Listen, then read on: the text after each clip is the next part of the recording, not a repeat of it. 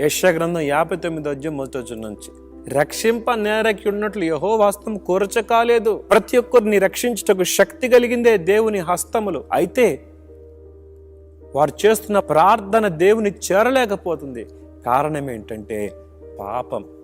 బైబిల్లో చూస్తాం, మీ దోషములు మీకును మీ దేవునికి అడ్డముగా వచ్చెను, మీ పాపములు ఆయన ముఖమును మీకు మరుగుపరచెను గనుక ఆయన ఆలకింపుకున్నాడు. ప్రార్థన ఎంత చేస్తున్నా ఈ పాపం అనే గోడ అడ్డొచ్చేస్తుంది. ప్రార్థన దేవుని దగ్గరికి వెళ్ళట్లేదు.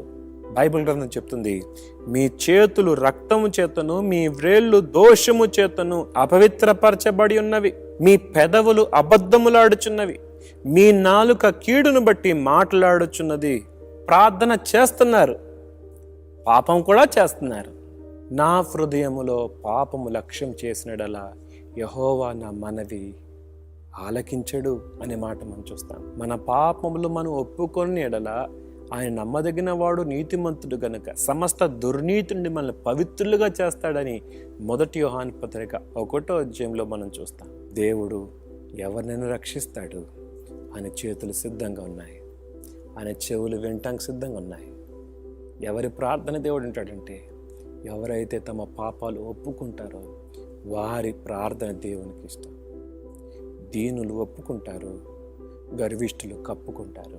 సుంకరి రొమ్ము కొట్టుకుంటూ పాపిని నన్ను కనికరించు అని కేకలేశాడు.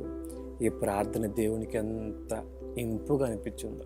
పరిసెడు ప్రార్థన చేస్తూ, నేను జారుడను, చోరుడను, దొంగను కాదు, నేను దశంభాగాలు ఇస్తున్నాను, అలా చేస్తున్నాను, ఇలా చేస్తున్నాను, తన నీతిని కనపరుచుకుంటూ ప్రార్థన చేస్తుంటే దేవుడు చెవులు మూసుకున్నాడేమో ఆ ప్రార్థన విని. ఆగయ్యా ఇంకా చాలు, ఈ ప్రార్థన చాలు అన్నాడేమో దేవుడు. మన ప్రార్థన దేవుడు వినాలంటే ముందు పాపపు గోడ తొలగిపోవాలి. ఆ పాపపు గోడ తొలగిపోవాలంటే యథార్థంగా ఉన్నదన్నట్టుగా ఒప్పుకోవాలి.